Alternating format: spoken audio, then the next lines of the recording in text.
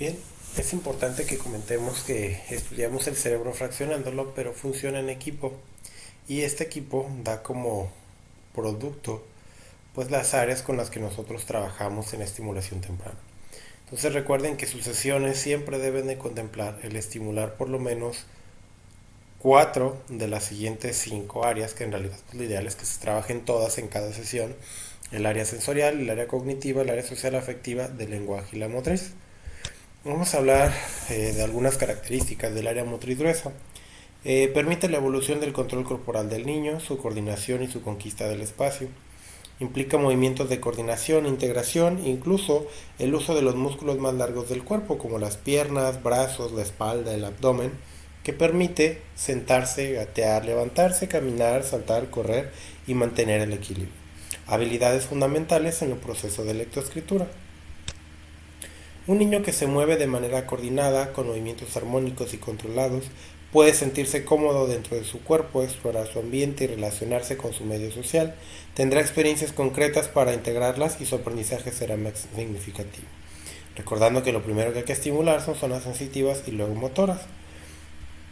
La motricidad fina describe la evolución del control motor de los músculos cortos del cuerpo, adquiriendo la coordinación visomotora, como lograr fijar la vista, tomar los objetos, explorarlos con la mano, investigarlos y aprender a partir de la habilidad manual. Indispensable es también el proceso de lectoescritura. Siempre se trabaja primero motricidad gruesa y luego motricidad fina. Ese es el orden donde hay que trabajar, siguiendo un principio cefalocaudal y próximo distal, de arriba hacia abajo, de adentro hacia afuera. Y luego motricidad fina. En cuanto al lenguaje, pues su desarrollo en los niños comienza mucho antes de la aparición de las primeras palabras y depende tanto de la estimulación que recibe en casa como la calidad de las relaciones del ambiente que rodea al niño. Recordando que el lenguaje atraviesa una etapa preverbal, donde antes de que el niño pueda verbalizar, el niño ya está trabajando su lenguaje, ya está haciendo un proceso de internalización de todo lo que escucha, y por eso es muy importante cerciorarnos que un niño escuche. Casi siempre como escucha habla, si no escucha no puede hablar. Es muy importante que los niños les hagan su tamiz auditivo de recién nacidos, y que si el niño nota un desfase considerable en el desarrollo del lenguaje, lo primero que hay que descartar es un problema en vía periférica, luego un problema en vía central, con los distintos estudios que se le pueden llegar a hacer. El área social emocional pues identifica el desarrollo de la habilidad de interactuar con los niños y con los adultos, la construcción de una imagen propia, la capacidad para aprender y expresar las emociones, demostrar empatía de habilidades sociales, pudiendo adquirir de manera paulatina comportamientos valorados por la sociedad de la cultura local, parte de la calidad de las relaciones más tempranas con el niño, principalmente en los primeros 3 años de vida, de la atención que recibe, del contacto físico y afectuoso, de la lectura de las señales y respuestas a sus necesidades. Más adelante, ya para finalizar este módulo, les vamos a pedir que vean un documental que se llama El arrullo materno.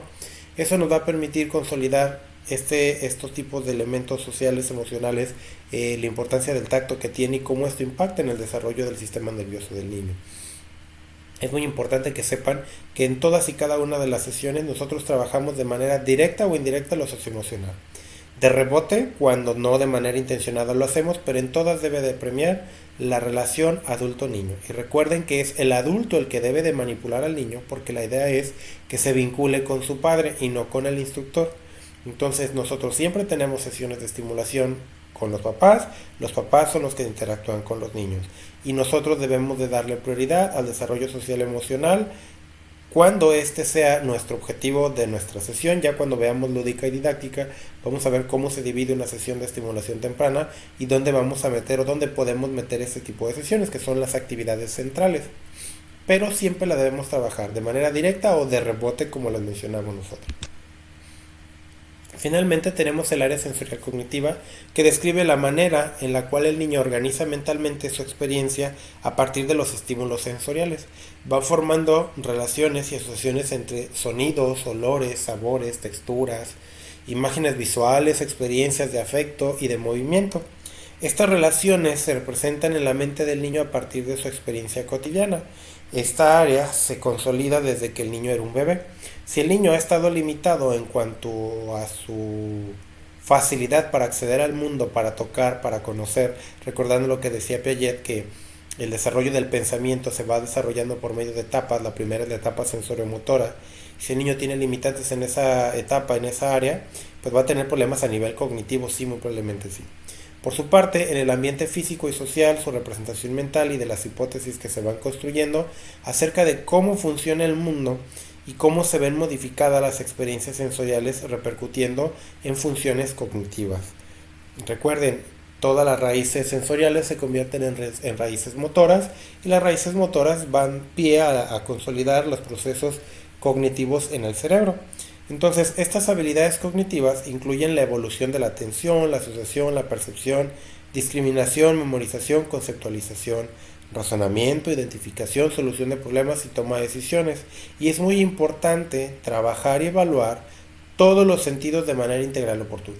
Nosotros para eso tenemos una propuesta específica de cómo abordar la estimulación multisensorial, pero en esta instancia ustedes recuerden que tenemos 7 sistemas sensoriales y no 5 como nos dijeron en la primaria o en la secundaria o en el bachillerato, inclusive en la licenciatura.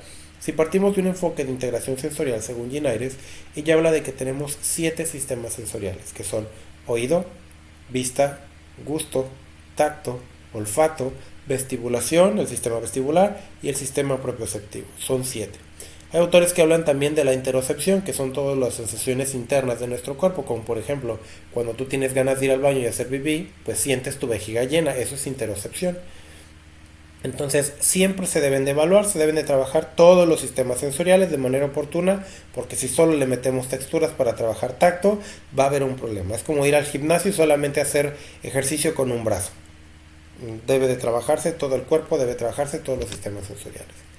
Y es entonces donde podemos identificar que todo el cerebro es un órgano muy complejo y que dependiendo la edad de los niños, pues va adquiriendo ciertas peculiaridades. Y recuerden que es un proceso gradual que se va dando a lo largo de toda la vida, pero que con los niños pequeños tenemos que prestar mucha atención a estas características porque si no lo hacemos, las sesiones de estimulación temprana no van a fluir. Si ustedes tienen muy en cuenta estas características, las cosas normalmente se van dando y se van consolidando. Vean, por ejemplo, una de las principales características es una formación rápida y consecuentemente también pérdida de los reflejos condicionados y de los estereotipos dinámicos relacionados con eso. ¿Qué es un estereotipo dinámico? Si ustedes ya manejan, tienen mucho tiempo manejando o haciendo algo de un mismo modo, cuando cambian de auto, por lo regular uno que no conozcan, van a sentirse raros, van a mandar la mano donde estaba la palanca y no la van a encontrar y van a encontrarla en otro lado. Eso es un estereotipo dinámico, es el conjunto de redes neuronales que están establecidas o consolidadas de manera tal para que un aprendizaje sea más fluido. Entonces su cerebro está conectado de manera tal de que sea tan eficiente que su mano ya sabe dónde está la palanca y no ocupa verla, ya tiene que haber mecanizado todo este montón de movimientos. Si recordamos en diapositivas anteriores, donde veíamos la foto del niño caminando, pues el cerebro ya no desgasta tiempo en eso, sino ya tiene bien consolidado. Por eso es tan difícil reaprender algo que ya tenemos muchos años aprendido en nuestro cerebro, porque hay que desbaratar ese estereotipo dinámico o esa red neuronal y volver a construir una nueva. Entonces, de ahí la necesidad de la repetición y del reforzamiento para lograr la estabilidad de los comportamientos de estos niños en la formación de hábitos y habilidades. Lo que aparentemente un niño aprendió hoy puede no saberlo mañana. Entonces, rápido se forman y rápido se pierden estas redes. En segundos se forma una red, una sinapsis, y en segundos se puede transformar en otra o perderse. ¿Esto debido a qué? A la necesidad. Un cerebro que tiene la necesidad de aprender algo, lo va a consolidar. Por eso es que recuerden que nosotros les decíamos que estimulación temprana, uno de los objetivos es crear situaciones de aprendizaje que refuercen lo que nosotros queremos que el niño esté trabajando. Cuando trabajamos, y eso lo vemos en el nivel 2 de estimulación temprana del diplomado, con un niño con un problema a nivel clínico, tenemos que incrementar los déficits que podamos identificar con la evaluación, y cuando trabajamos en este nivel 1 del diplomado, en que el niño llegue a lo que a su edad debe de tener. Nuestra meta nunca debe de ser adelantarle algo, sino debemos de decir, ok, este niño le hace falta para sus 2 años esto en lenguaje, esto es lo que vamos a trabajar. Entonces, un ejemplo claro de cómo pues un elemento tan básico como lo es un reflejo, hablando del reflejo natatorio, se puede convertir en una conducta voluntaria, como lo es la capacidad de bloquear sus vías respiratorias. No sé si alguno de ustedes ha tenido la oportunidad de ir a una alberca y aventarse, y hay gente que puede entrar a la alberca sin taparse la nariz y aguantar la respiración, no le entra, no se ahoga. Y hay personas ya adultas que tienen que taparse la nariz para poderse meter abajo del agua. Esto quiere decir que no han podido consolidar eso. Si ustedes observan, les voy a pedir que vean un pequeño video que les voy a anexar ahí en la plataforma, que tiene que ver con el reflejo natatorio, cómo estos bebés al meterlos al agua, por unos segundos son capaces de cerrar vías respiratorias y no les va a pasar nada malo. Con esto no quiere decir que los van a dejar 1 o 2 horas abajo del agua, no. Van a hacerlo poco a poco para reforzar este reflejo, que es un reflejo involuntario, que lo podemos convertir en una conducta voluntaria intencionada. Si nosotros estimulamos esto concretamente, pues vamos a tener un niño que va a ser muy hábil en natación para cerrar sus vías respiratorias y no le va a batallar tanto, a diferencia de una persona que nunca lo ha hecho. Malamente los padres de familia siempre tratamos de que no le caiga el agua a la cara, de que no se vaya a ahogar, entre comillas. Entonces, ese tipo de acciones que son parte de los rituales que hablábamos en el módulo anterior, son los que limitan la consolidación de estas habilidades. ¿Qué hay que hacer? Una vez que bañan al niño, que le ponen jabón, hay que permitirle que el agua caiga en su cara para estimular este reflejo y que la conducta se mantenga de manera intencionada posteriormente. Otra de las características del sistema nervioso de los niños a temprana edad es un progresivo aumento de la capacidad de trabajo del sistema nervioso central. Recuerden que las neuronas van ganando en capacidad de trabajo en la misma medida que se da la maduración progresiva del sistema nervioso. Les decía que en lóbulos frontales tarda de 21 a 30 años, entonces es algo que va siendo poco a poco. Lo que determina el aumento de la longitud de los periodos de vigilia y el requerir menos tiempo de sueño para recuperar la energía gastada. Recuerden que un niño muy chiquito duerme mucho y está poco tiempo despierto, hablando de un lactante. Conforme el niño va creciendo, va teniendo periodos de vigilia más grandes y los periodos de sueño son más cortos. Ese es un indicador de madurez. Entonces, un niño que tenga problemas de sueño, ya sea que duerma mucho o duerma poco, dependiendo de su edad, nos dice que sus procesos de mielinización o maduración, no algo anda pasando con ellos. Y tenemos que checarlos con un colega, alguien que sepa al respecto de ese tipo de elementos. Entonces, esto es posible a un enriquecimiento de la vigilia y experiencias del niño que lo conducen a un mejor desarrollo psíquico. Y entonces tenemos niños que duran más tiempo despiertos y porque están más tiempo despiertos, tienen mayor acceso a ser más estimulados, a tener mayores contactos, mayores experiencias de aprendizaje, y esto va a enriquecer su desarrollo del pensamiento. También una mayor vigilia requiere estimulación superior, y cuando dicha vigilia no es rica en estímulos se propicia la apatía, la inactividad y el incremento de situaciones no deseables por los padres.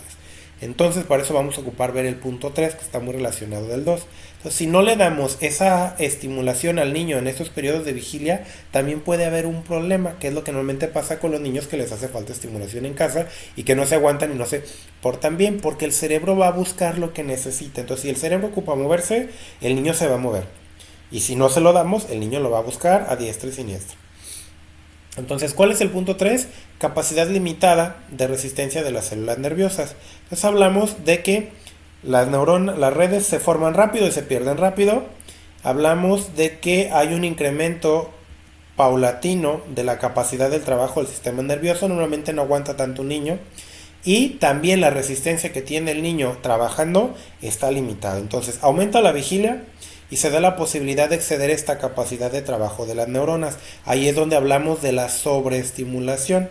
Entonces el niño se fatiga y surgen las conductas inapropiadas.